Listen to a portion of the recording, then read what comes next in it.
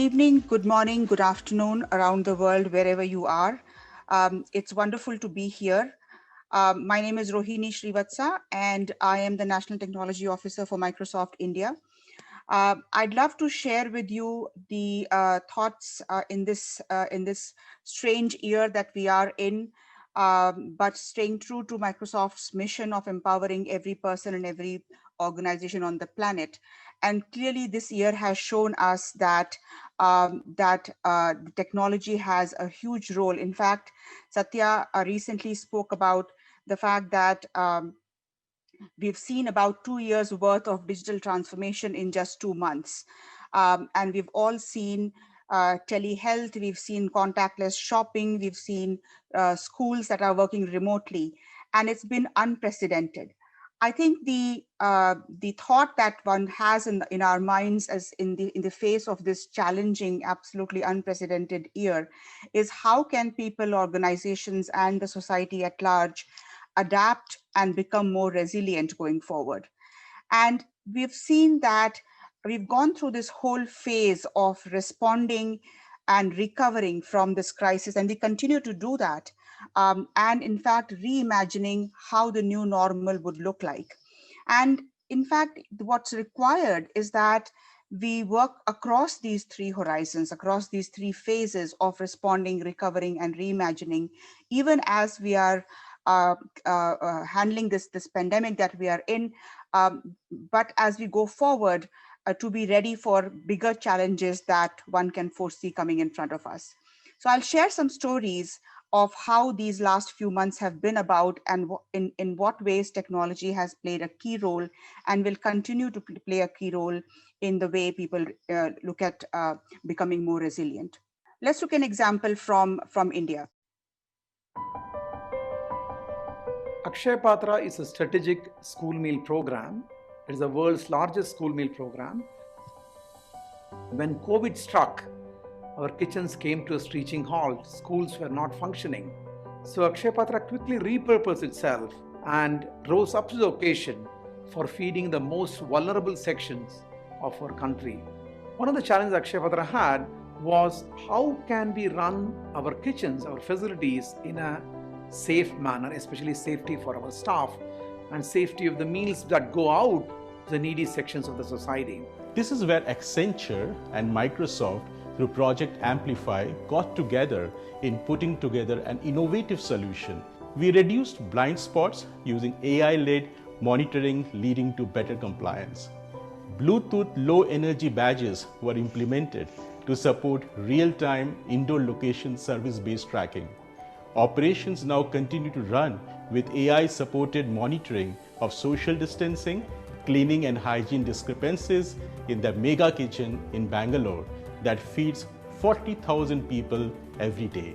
We are very happy to report that we were able to achieve more than 98% accuracy in the standard operating procedure violation detection. And we look forward to expanding this technology to the other mega kitchens of Akshay Patra in the very near future. What we believe is that we can take this and help social enterprises out there globally who are looking to amplify their effect. We look forward to creating many more solutions which will help and impact millions of lives globally. We truly thank Accenture and Microsoft for coming together and helping Akshay Patra at the time of pandemic. This will help us to reach out to many more needy, vulnerable sections of the society by giving them hot, cooked, nutritious, and safe meal.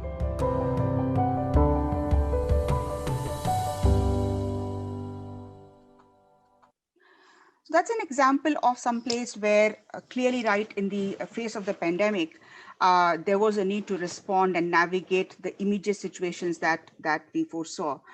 As we are looking to recover and plan the comeback and really adapt our businesses, our society to become more adaptive, there are clearly other challenges that need to be addressed. Workforce needs to get transformed, and we all have gotten familiar with working remotely, working from our homes, working from everywhere.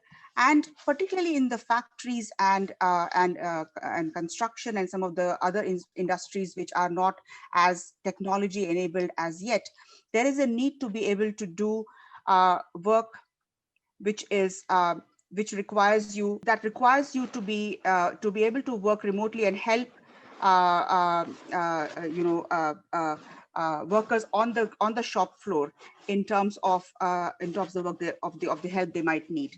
Let's look at an example wherein, while today one would assume that that there are people who are around the world and at different time zones, how can potentially somebody who's at a different level of expertise be able to provide help to someone on the shop floor without actually being there? What if there was a way for employees to work together from anywhere when everything is on the line? Employees are the heart of every business. It's their resourcefulness, ingenuity, and drive that get the job done. But even the best employees need help from people who aren't there with them. Now employees on site can work side by side with experts in remote locations. In an instant, they can share what they see, lend a helping hand, walk through the process step by step, helping solve problems in real time.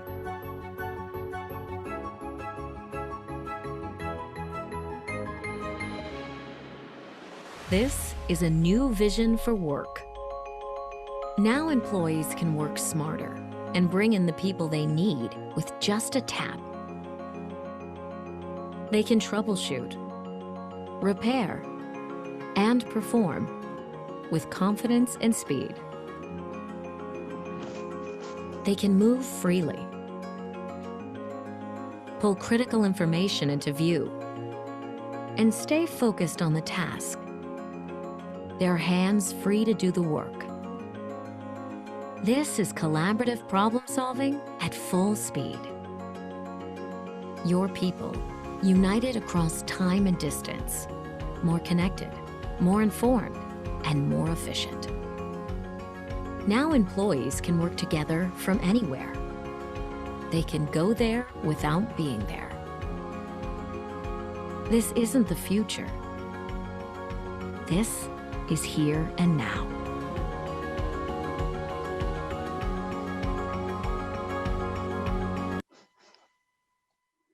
So we do see the trends that are happening in use of technologies like extended, that augmented reality, and in use in situations such as the one that you saw in the video. In fact, what I'm seeing in India in sectors like education, health, etc., it is very innovative cases are coming forward wherein augmented reality, even using simple devices like smartphones, are being put to use in some very innovative manners. Again, to continue the theme of how we have seen people and organizations change the way in which they work in this new normal as they recover from the pandemic. Clearly, we need a way in which governments can engage with citizens, organizations can engage with the customers in new ways across different channels. And we are familiar with the idea of bots. All of us have become quite familiar, quite comfortable using them. Right after the pandemic hit, the government, various state governments in India also needed to connect with the citizens because people were being asked to stay at home during the crisis. And one of the bots that was created in Punjab was really used by citizens very extensively to provide information, provide a connection to doctors, search for travelers, etc. And a lot of the technology behind this bot, one would say, is getting much more innovative and AI powered.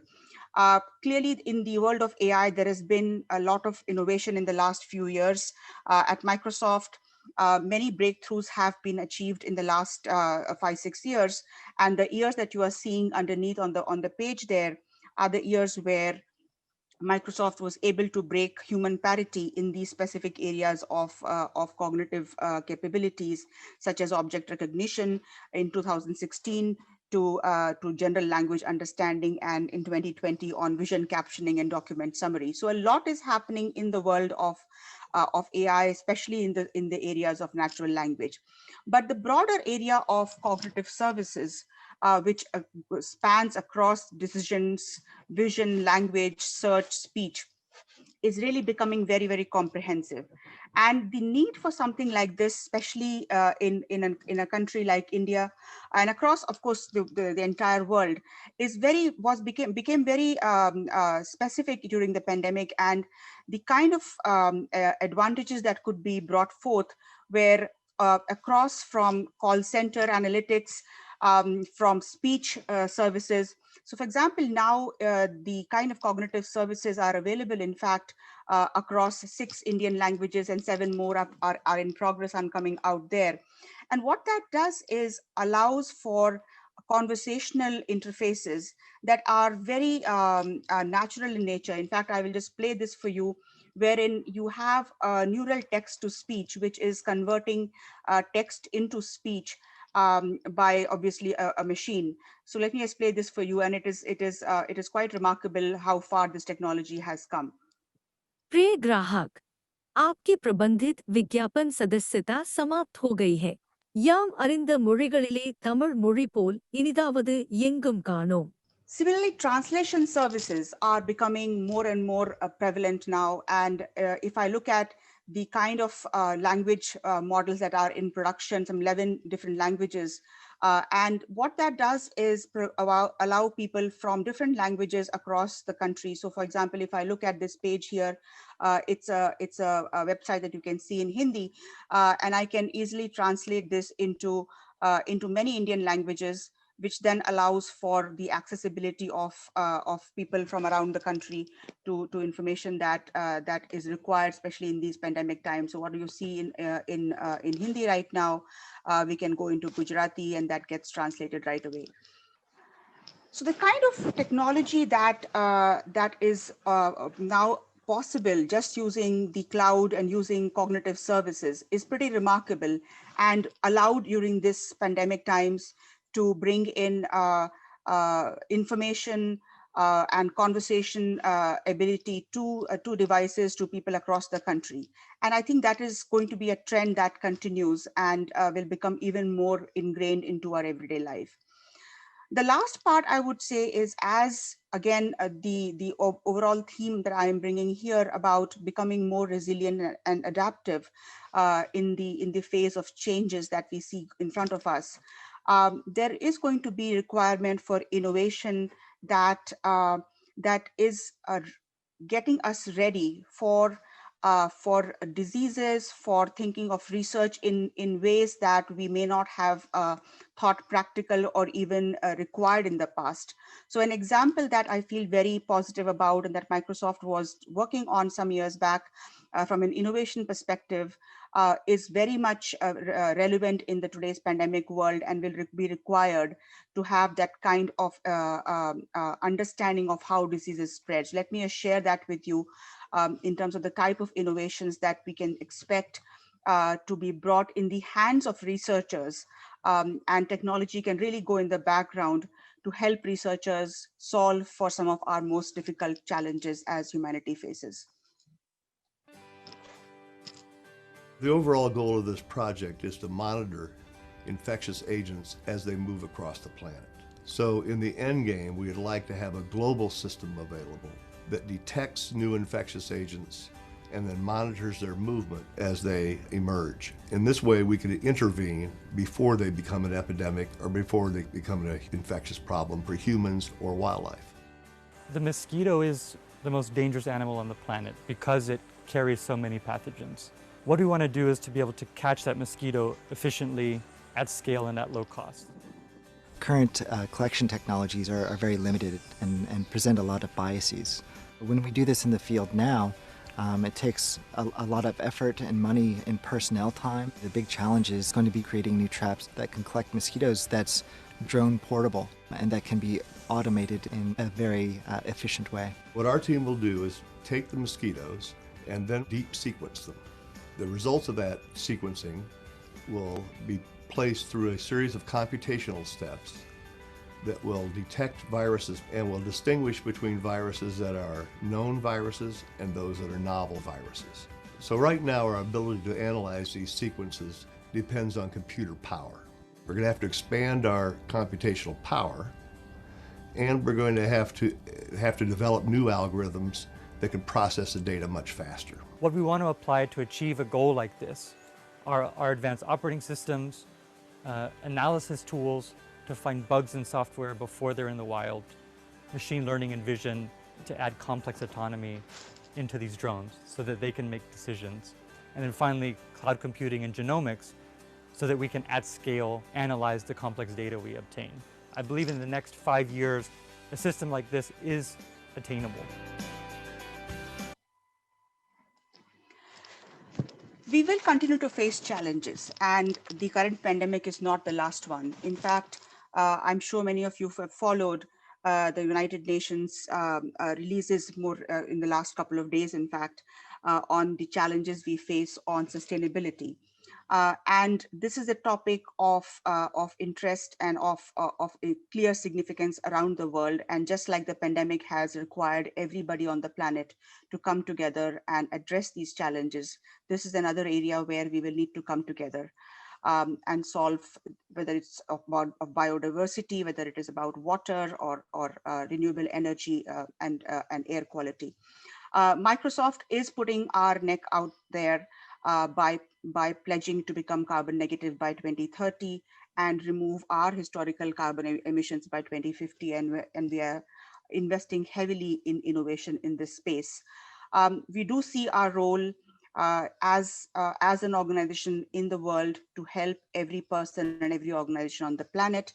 And clearly, as I just showed with a few examples in the last few minutes about how technology has helped in the pandemic world to help companies, organizations, people, societies, non-profit organizations, researchers, schools respond to navigate the immediate challenges, recover to plan the comeback, help workers, whether it's remotely or whether it is through bots, and also help researchers in terms of how we need to invent, innovate, and reimagine the future. So with that, I wish you all the best, and we all need to work together to make sure that we are becoming more resilient. Thank you, and back to you. Thank you. Thank you, Rohini. Thank you, Rohini, once again. My name is Viti Bindra. I'm the conference co-chair. And well, we are honored and privileged to have you with us today. And you don't need any introduction, but let me tell the audience that Rohini is the National Technology Officer, Microsoft India. She's responsible for empowering Microsoft customers and partners across industry and the government drive innovation and growth through tech intensity. Her 25 plus years career spans business and technology with strategy consulting at the Boston Consulting Group and IBM Global Business Services, operations and sales at startups, and R&D at AT&T Bell Laboratories. Rohini is a member of the Wiley Innovation Advisory Council, is on the advisory council of the ECE Department of Carnegie Mellon University, serves on the Scientific Advisory Committee for NM-ICPS, Department of Science and Technology, Government of India. She was recognized among the top 10 most influential analytics leader in India in 2019 by the Analytics India magazine. Rohini holds an MBA from Wharton and earned her PhD in computer science from UT Austin. So Rohini, once again, thank you very much for your time. It was an amazing, phenomenal speech.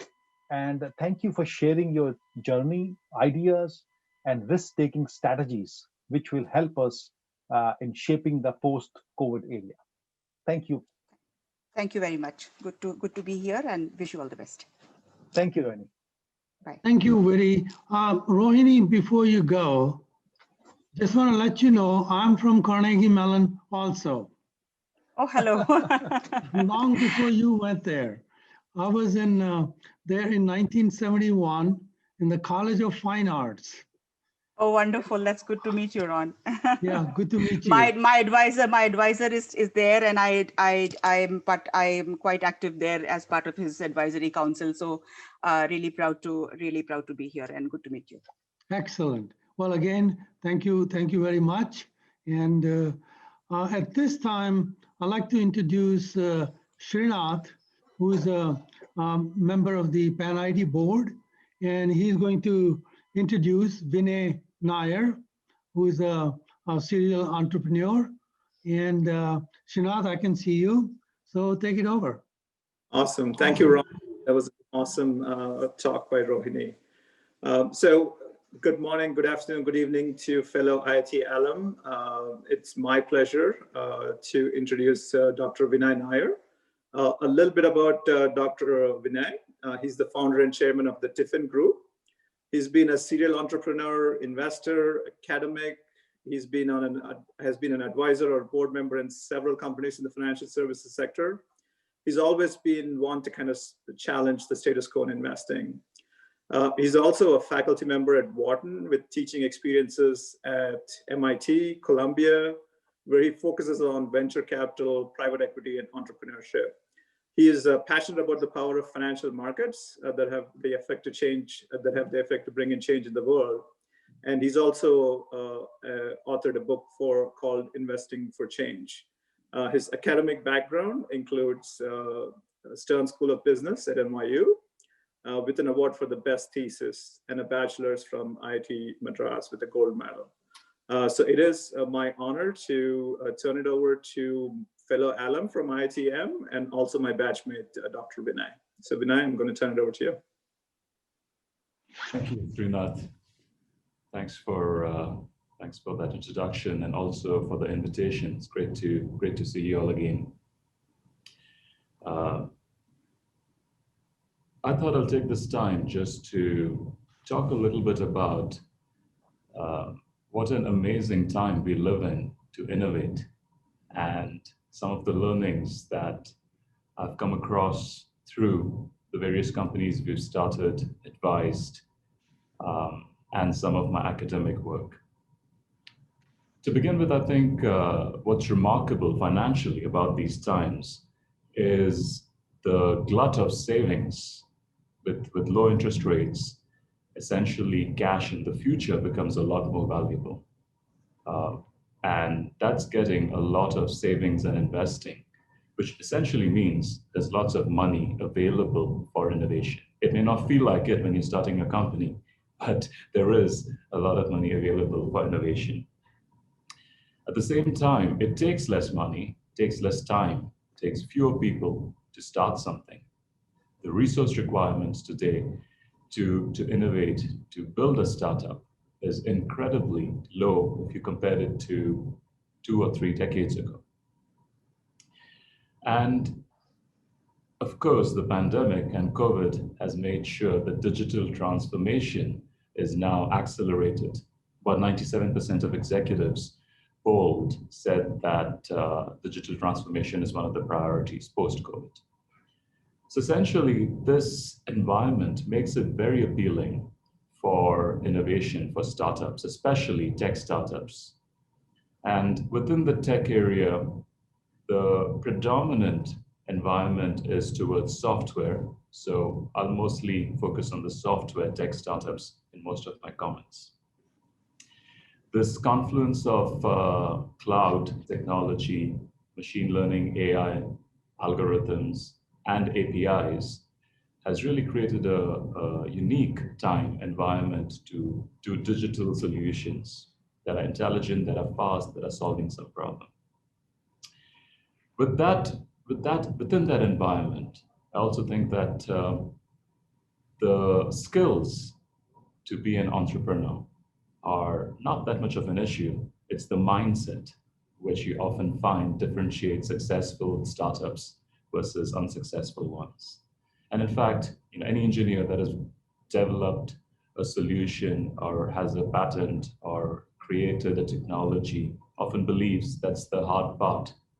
of building a startup.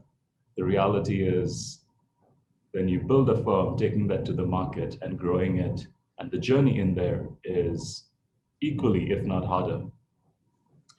And one of the interesting statistics that someone pointed out to me recently is there's only 1/3 of the CEOs or leaders of tech companies have an engineering or a computer science or a technology background. So 2/3 of leaders in tech startups don't come from a technology or a computer science background. So all this is to say that skills are important, but perhaps the mindset and the leadership capabilities are more important to innovate within this world of tech startups. So I'll focus on a few that we've seen truly differentiating successful startups from the ones that are less so.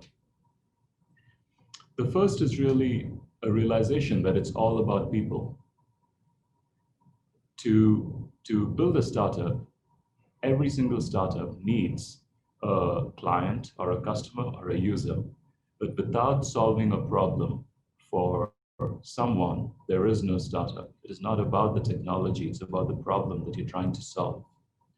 And we often see entrepreneurs spend a lot of time building something very interesting without really spending too much time on what problem they're solving for whom, how important is that problem, will someone pay for it, and so on. So a mindset that starts with people and essentially starts from your customer is a truly critical aspect of trying to build a startup. Now, it doesn't mean that nothing else is important, but when you start thinking about which problem you're going to solve, that service-oriented mindset takes you into a product, and also the product design then starts reflecting what you're trying to address. Within that product, the mindset often, that a pitfall that we've often seen is the entrepreneurs, the startups are reluctant to release things unless it's ready. Now, the reality is things are never finished. If you think they're finished, either it's finished or you're out, you lack imagination. And most of the time, it is the latter. So you have to be comfortable with releasing things and experimenting it, learning from the market, and providing that feedback loop that goes on till you finally hit the right spot. So the fear of failure essentially often comes in the way of releasing unfinished products. But again, when you start with the person and you want to get their input in designing the product, that starts changing. Another common misconception in successful startups is it's about the product.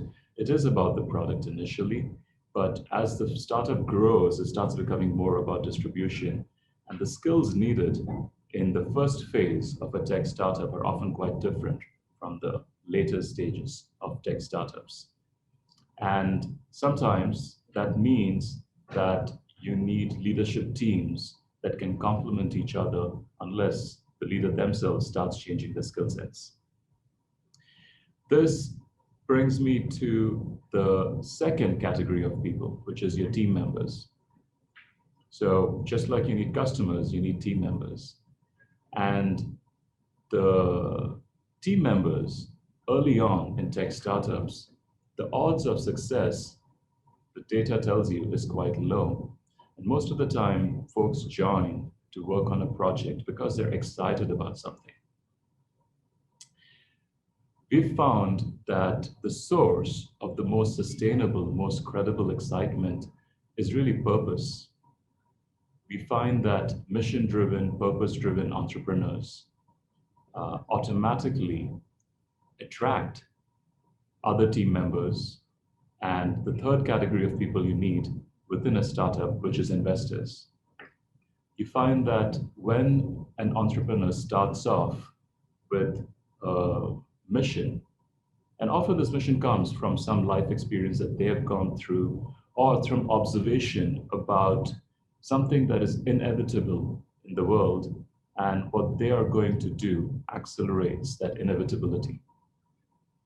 When you start from that place, we've seen that within the tech startup world, you just attract team members and investors that increase your odds of success in ways that you don't get if you're entirely tech-centric.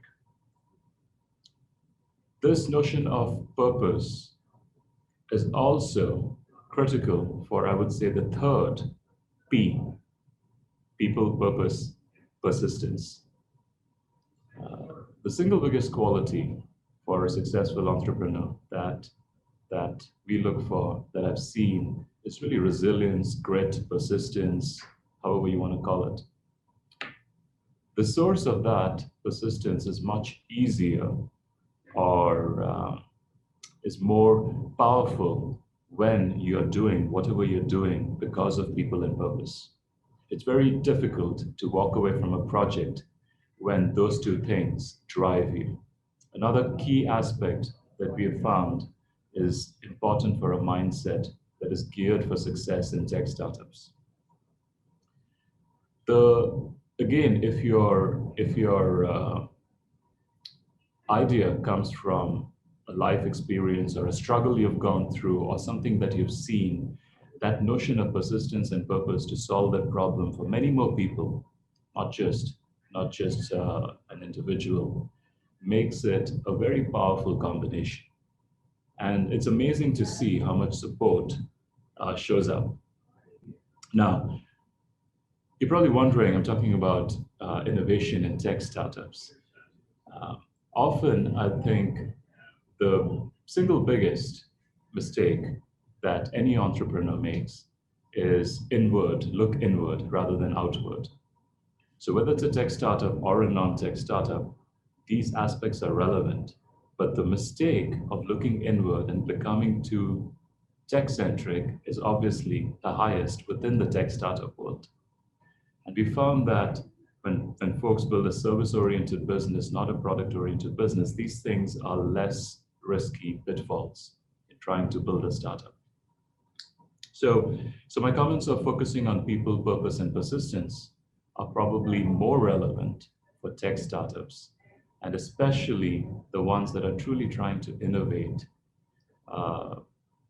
It's not the skills, especially for this audience, it's not the skills, it's really the mindset that we've seen differentiate success versus lack of success. I'll come back to how this is such an interesting time to innovate. I mentioned there's a savings glut, but another interesting aspect that's going on within the world of tech innovation is large firms are sitting on a pile of cash. Just in the US, non-financial services, they have $4 trillion in cash holdings. And several large firms are struggling to invest that cash. At the same time, given how easy it's become to start companies and build solutions, a lot of innovation is happening outside large firms. And the large firms are increasingly more willing to buy or partner with these innovative tech startups outside. Just this past week, we sold a fintech firm that I had started to JP Morgan.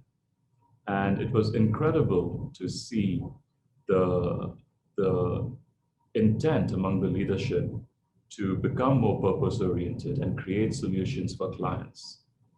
Across the firms that I've advised or worked with, I'm seeing an increase among the senior leadership, an increase in the intent to be service-oriented, purpose-oriented, even in things like financial services, and partner by innovative tech startups, innovative solutions that can enable that. The problems of financial wellness, financial equality, sustainability, these are all problems that increasingly the world is focused on more, and innovative solutions, largely through tech and science, I think would be acquired by several large incumbents. So if you put all of this together, the time to build, I don't think we've seen for a long phase in history, such a unique confluence of events that makes innovation easy, required, and rewarding. So within that context, of course, it is getting started is the toughest challenge. And so I'll come back to the 3 Ps.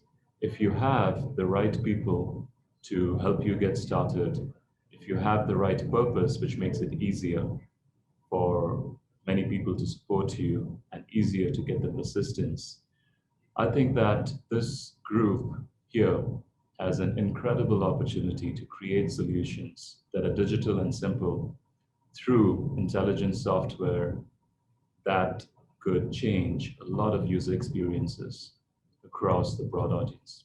With that, I'll stop my comments there. But I hope that if any of you, after hearing this, want to start something in this world, I would be happy to answer some questions.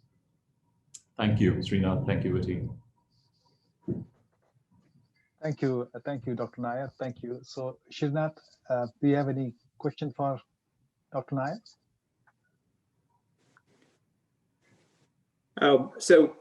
One question Vinay has, this has come up many different times, has been like, hey, how has the COVID situation kind of driven changes in this?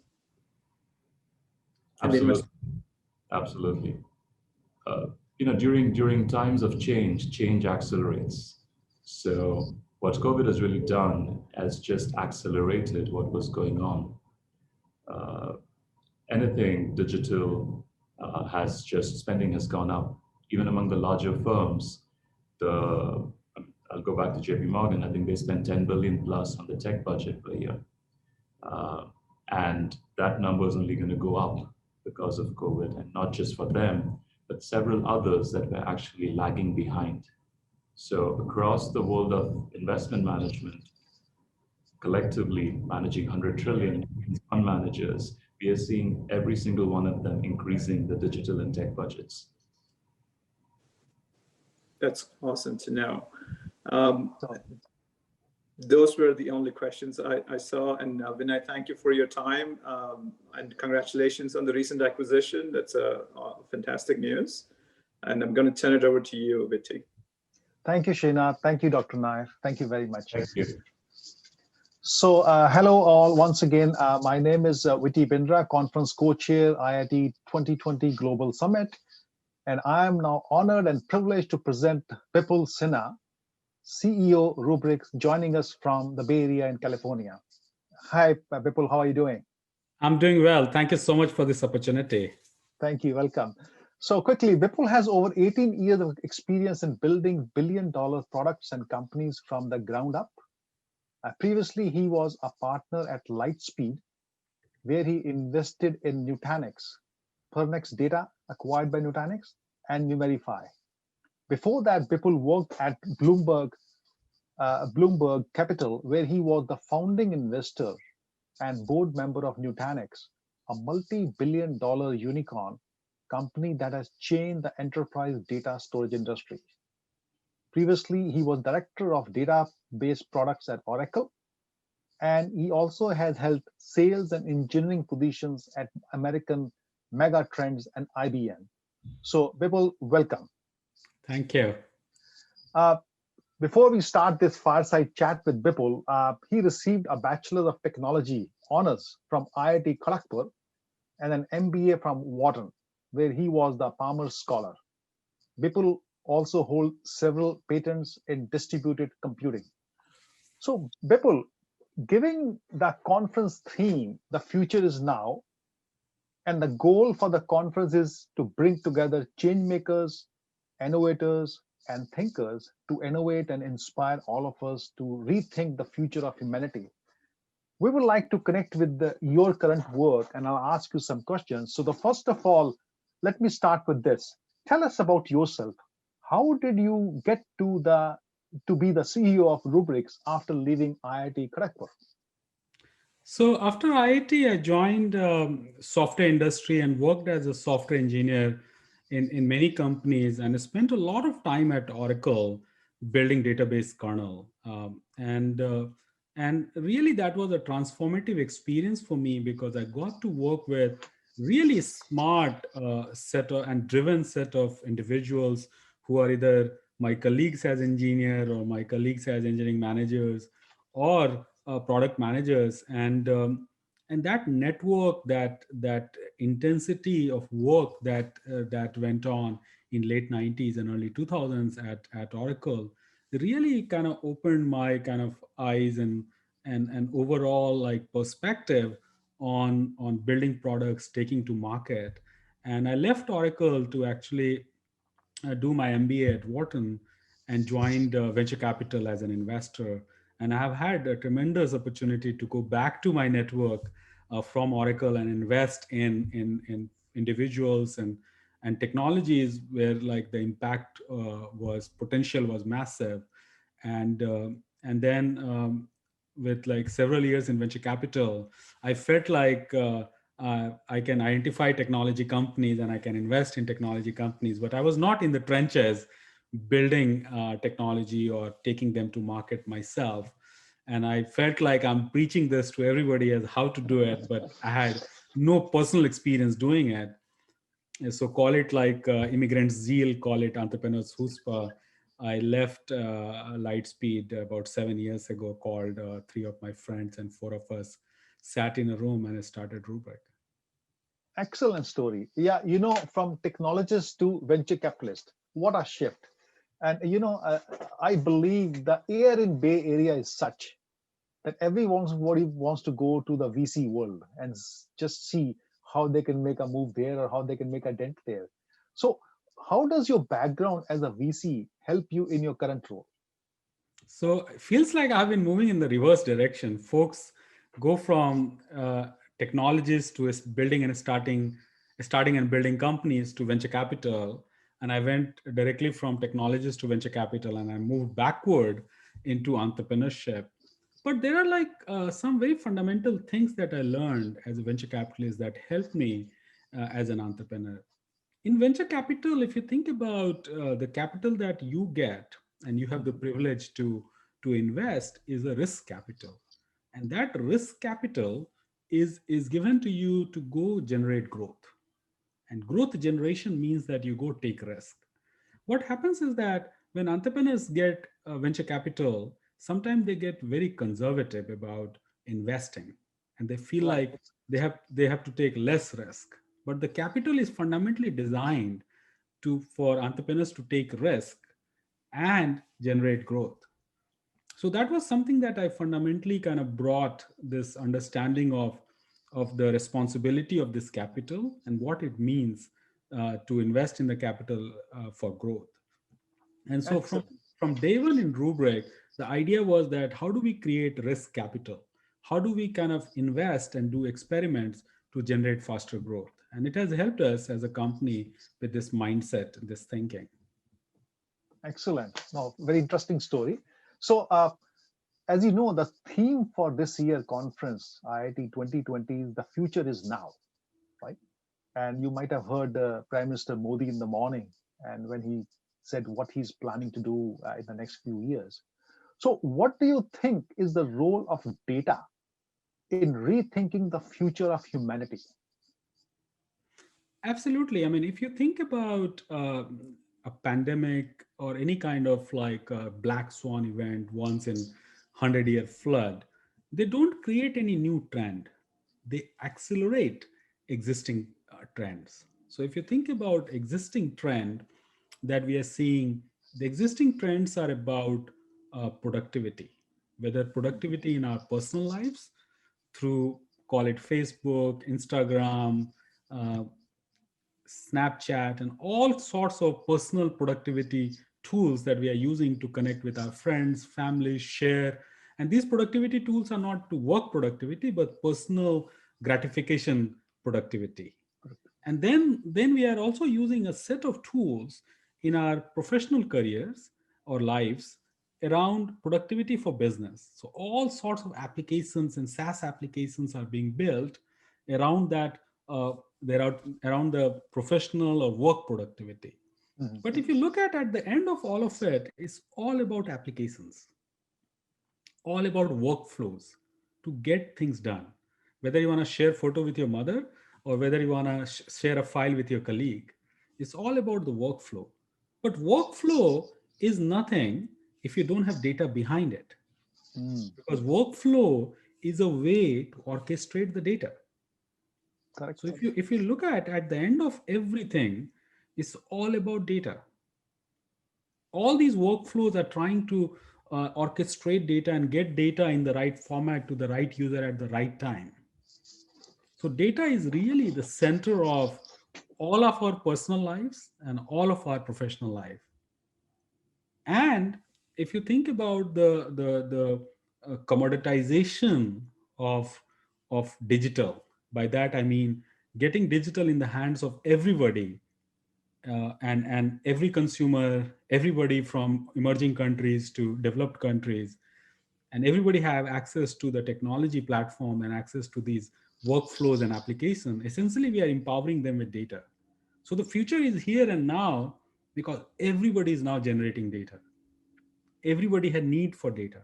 Everybody has need for workflows, and how we kind of bring it all of it together in a secure, in a compliant, in an organized manner so that everybody can achieve their highest potential is what humanity is going to be. Excellent, fantastic. So, you know, one thing, I work for a master data management company. I understand data, how data is changing the whole world.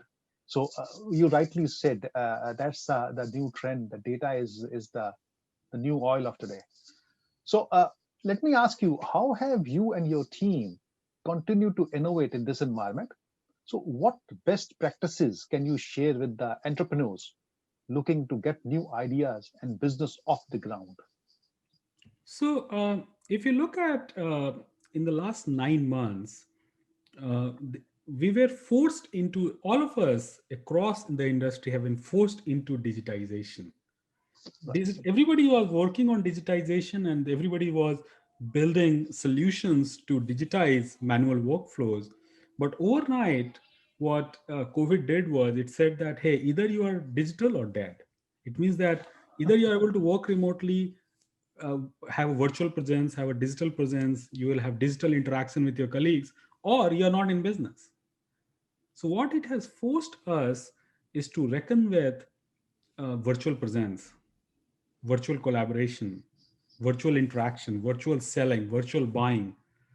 And if you think about this new model of interaction, this new model of collaboration, this new model of transaction, this new model of building and creating and sustaining trust, the new model of like again cross-border interactions, the headquarter doesn't exist or doesn't mean anything because everything is digital. Somebody sitting in your next cube versus somebody sitting in Japan are the same because they are virtually together.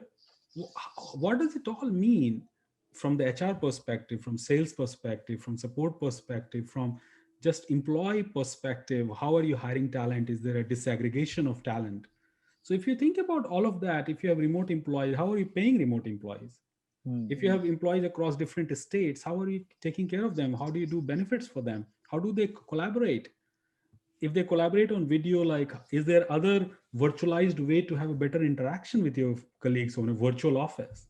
So it has really opening up a number of opportunity across different vectors where it is compressing the time and accelerating the digitization. So if you think about the whole social media evolved around a virtual presence, social media evolved around an avatar or something that you projected to the world. Now your avatar actually runs your whole life, because in this model, in this world that we are living in, we are living truly an avatar world. You and I are not together, but your avatar is interacting with my avatar over the Zoom video. That's true. Very interesting. You are in Bay Area, I'm in Houston. So it looks like we are sitting next to each other. So, no, having said that, How can the entrepreneurs of today prepare for the post-pandemic world? Because there will be a big change now. So how we can prepare for that post-pandemic world? There will be significant changes after a pandemic is gone, but I don't fundamentally believe that the world is going to be 100% digital. World is go See, we are a social being. We need people, we need interaction, we need physicality. So I feel like we currently we are 100% digital. We may go down to 30% digital or 40% digital, but it's not going to be 90% digital. So there will be Interesting. shifting back, and we have this recency bias, and we feel like this is the way the world is going to be. I think the world will revert back into more of physicality, but what we'll see is that things that didn't need physicality and we were forcing physicality for a fear of something, that thing will become digital. So if I look at my own schedule as a leader of a fast growing company, my travel schedule used to be like 60% all the time. Now it will reduce to maybe 30% of the time or 25% of the time, because many things that I thought I have to be physically present to do, I can do it digitally. Very interesting. But Very interesting. Yeah. No, I think yeah. So going back to your company, Rubrics, it's a fast growing company, and you're the leader. You've done an amazing job in the last few years. I've been following you. How have you kept your staff motivated and centered during this challenging time? see that this particular situation is not just pandemic. This is a very We are finding ourselves in a very interesting situation where, if you look at the life in America, is about pandemic, is about politics, because we had a very drawn out election cycle. Right. We had social unrest, and then if you look at California, we had fire and all the rest of it. So it's the combination of multiple factor, and when you have like multiple factors coming together, people have a natural sense of loss of control. And Mhm. that loss of control manifests itself in terms of a number of disorientation that people have. So what we have done is we have significantly increased the communications that we have with the team. So we are communicating more.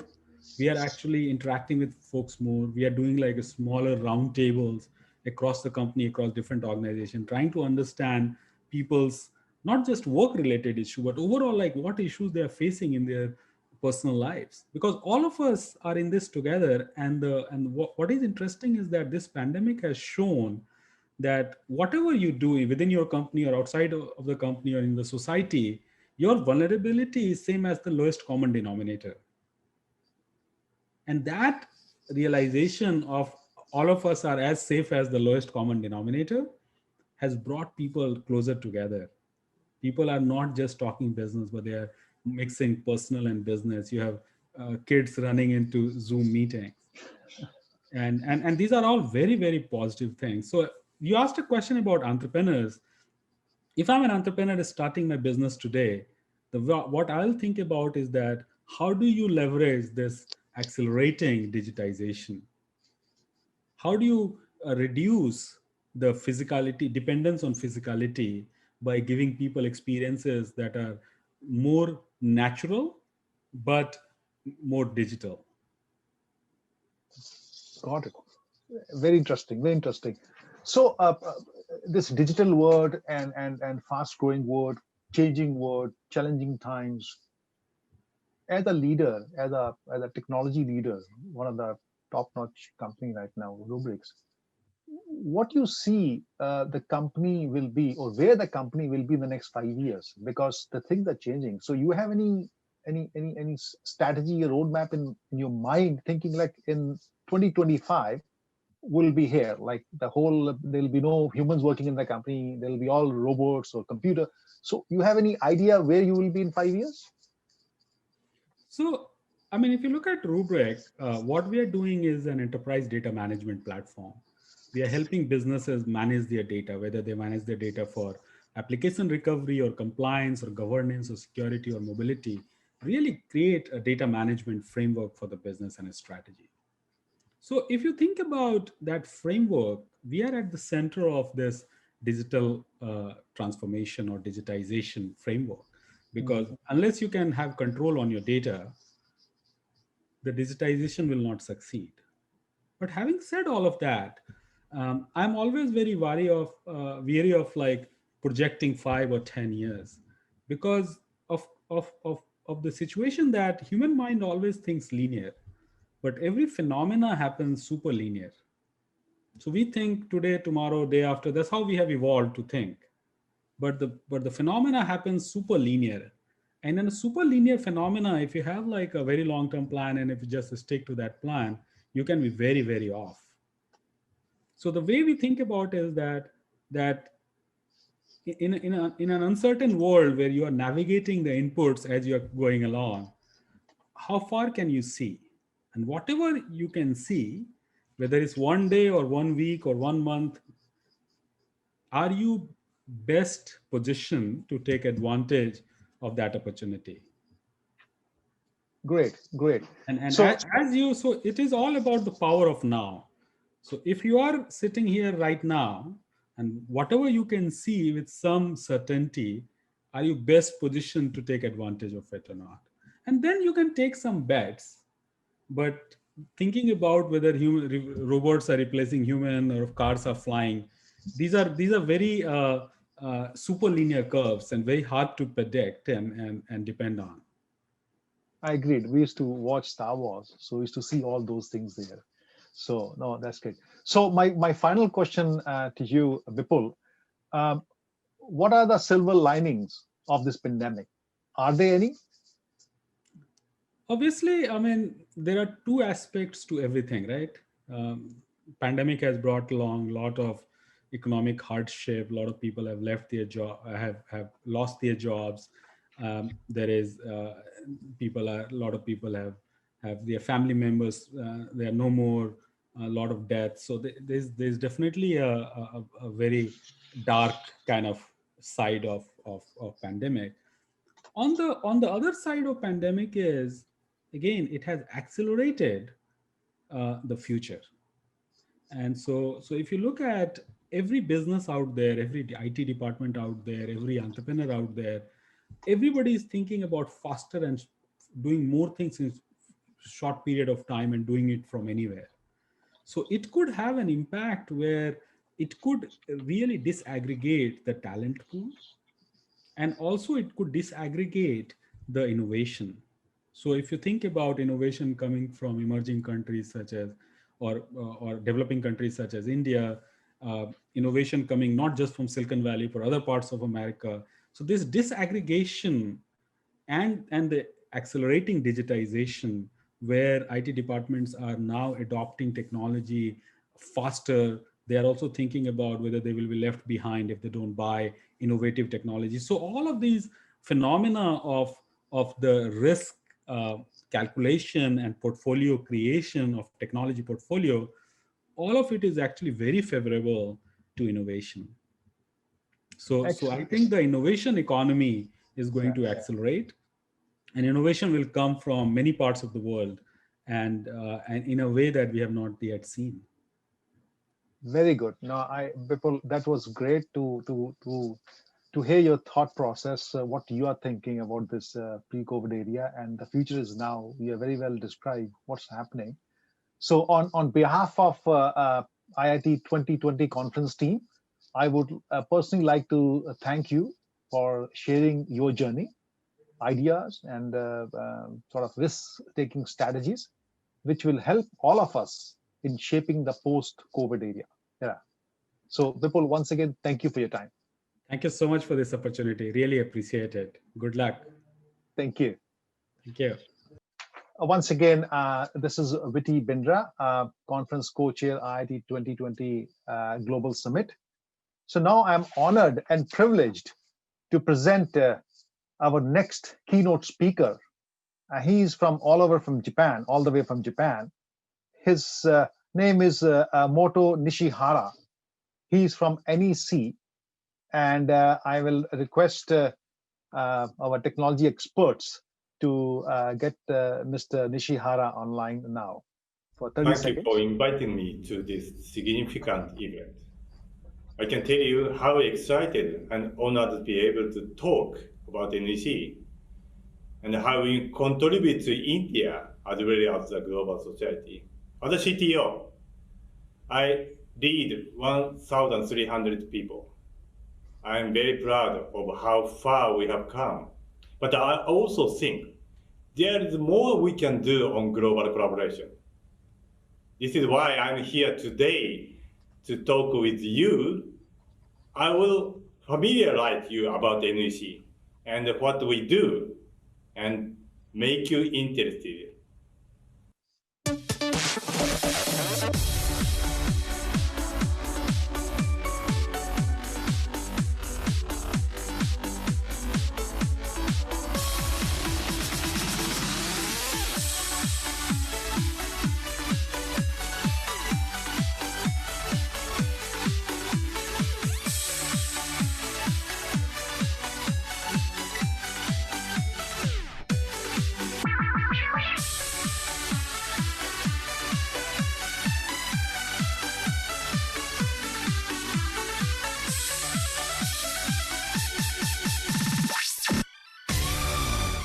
Orchestrating a Brighter World, NEC.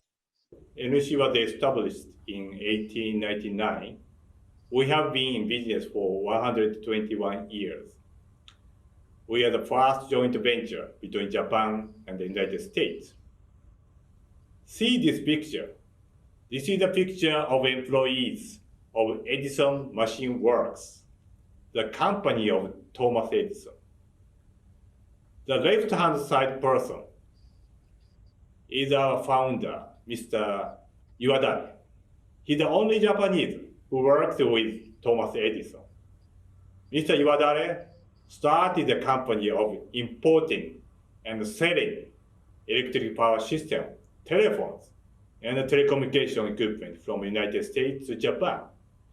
This is the start, and this is the origin of NEC. And NEC is a member of Sumitomo Group. Sumitomo Group is one of the three major conglomerates in Japan. They follow the philosophy of Sanpoyoshi in Japan, which means that win-win-win, which means that business should benefit all the three stakeholders, the sellers, customers, and the society. This philosophy has been at the heart of Sumitomo Group and NEC. And you know, this philosophy is a very similar concept to Sustainable Development Goals, or SDGs, formulated by United Nations. Then, I'd like to share what kind of social solutions NEC provides.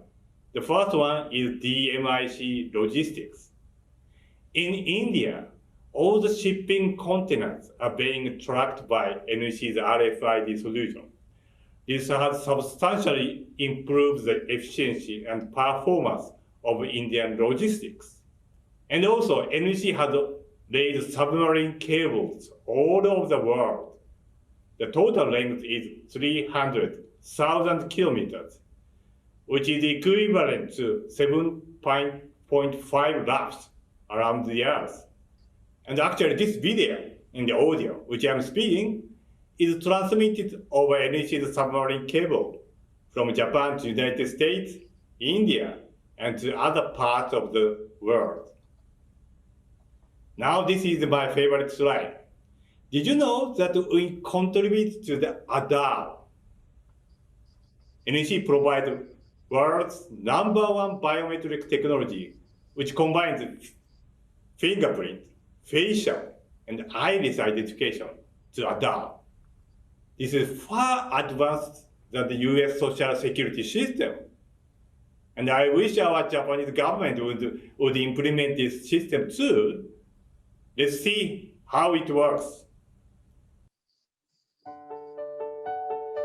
India is a nation of more than 1.3 billion people, with differing language, culture, and lifestyle. In order to enable better access to government resources and services, it was essential to accurately identify each individual. In India, a vast biometric identification was introduced, and also the Indian National ID program was launched. We visited a husband and wife who work at a farm on the outskirts of the city, and we interviewed them about some of the difficulties they've faced in the past. सरकार ने हमारे लिए बहुत कल्याण योजना बनाई है जो कभी हमें समझ नहीं आती और कभी मिल भी नहीं पाती है। राशन मिलने में बहुत परेशानी होते थे और कभी लाइनों में लगने पड़ते थे और कभी तो मिल भी नहीं पाते थे। We visited a young business owner, and we asked him about the inconveniences he faced when he started his company. Opening a bank account, taking out a loan, getting a cell phone, everything involved in starting a new business was such a hassle. This ambitious national ID project was designed to provide a unique ID number to all residents. NEC, with its highly accurate multimodal biometric technology, was chosen as a solution provider to realize this project. Registrants go to national ID centers for face, iris, and fingerprint scanning. Now, more than 1 billion people have already registered. Social Security and other public services can now be received with ease. This couple live a happier, healthier, and more secure life. जब से पहचान पत्र बना, bank में खाता बनवाने के लिए मैं अपनी पहचान बता सकता हूँ। जिन कल्याण सब्सिडी के बारे में मुझे नहीं पता था, वो भी अब मेरे खाते में आ रहा है और अब मोबाइल भी ले लिया है। अभी सब अच्छा हो गया है, राशन भी अच्छे से मिल जाता है, लाइन में भी लगना नहीं पड़ता है और बस मुझे एक ही चिंता रह गई है, मेरे बच्चे के भविष्य सही करना। Business-related procedures go more quickly now. His new business is doing great.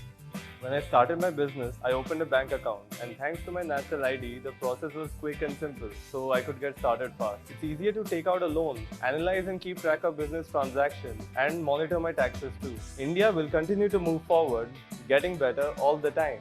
Ever since its implementation in 2010, the program has been successful in registering and enabling people to have better access to government assistance. NEC contributes to enabling a smarter society where people can lead lives of enrichment. Orchestrating a brighter world. NEC. Recently, we started fighting against cancer. People have different ways of contracting cancer. With AI, artificial intelligence, we aim to develop a personalized cancer vaccine customized for each patient. We're currently working on clinical trials in Europe and the United States. As for the core technologies supporting our social solutions, there are 4 categories of technologies: AI, security, communication, and system platform. NEC's strength is that we have competitive technology in all these areas. Let me go into the details. For recognition AI, we have world's top biometrics technologies, including face recognition, which was ranked number 1 5 times consecutively in benchmark by NIST, National Institute of Standards and Technology, under the US government. For analysis, we focus on automating data analysis and explainable AI, which not only give us the results, but also with the reasons behind them.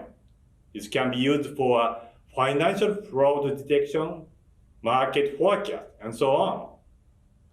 For control AI, we are working on autonomous and remote control for robots and heavy machinery.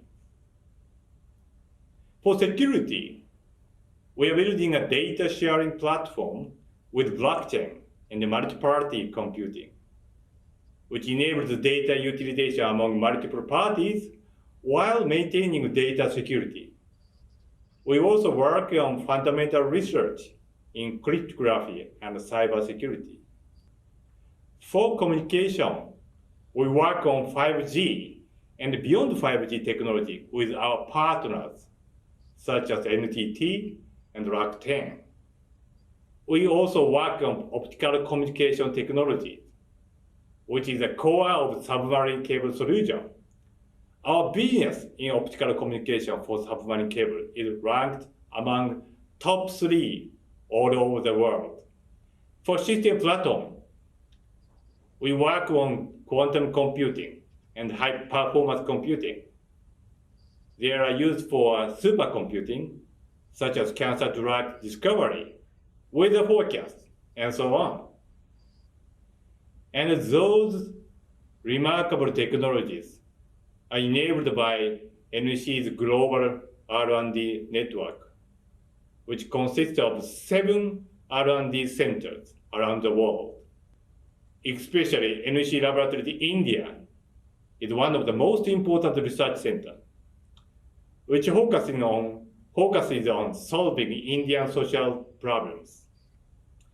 Here are the world-renowned researchers driving our R&D, including Dr. Manmohan. He's a leader in image recognition in NEC Laboratory of America. And he's also a professor in University of California. And he's from IIT Bombay. To accelerate the business of contribution via technology, we started a new R&D ecosystem concept 3 years ago. I believe passion of researchers and dedication of researchers and partnership with customers, business persons, those are quite essential for commercialization of our technology. A team with strong technology will incubate a new solution with our partners, accelerated by external funds. Upon successful incubation, the team can spin out to launch a new startup. Great ideas take too long process. So in order to expedite the process, we established a new company named NCX in Silicon Valley. NEC provides researchers and technologies to NCX. And NCX will incubate new solutions by combining NEC's technology with other technology outside. That is the concept of an R&D ecosystem. I'd like to point out the first successful case, Dot Data. This company is established in Silicon Valley 2018. This is a carve-out company from NEC, which provides a platform to automate data sciences. Now this company is positioned the leading position in this market segment. As you see, NEC is very good at technologies. We have generated so much best technology in the world. However, monetizing good technology is also very important for private companies like us. As a CTO, I'm responsible for quality of technology and also responsible for business based on those technologies. How can we make our technology used for real social problems? I believe best research people and best passion of those people is a key to success. Then we welcome to the talented people, but also business ambitious people. And if you want to make impact to this world, NEC is a good place for you. Join NEC and make the world much more different and better place. Thank you. So that was an amazing address by Mr. Narihara. And I was amazed to see that they have worked on an Aadhaar card, the world's largest and most advanced national ID system. So now I would like to request Dr. Sheila Basu, who's our sponsorship chair for IIT 2020 Global Virtual Conference, who has been working with NEC for the last few months now, who will give a note of thanks to Mr. Nishihara. Sheila, over to you. Thank you, Viti. On behalf of IIT 2020 Global Summit, I'm honored to thank Mr. Moto Nishihara. It was a great introduction to NEC's social value creation and global R&D.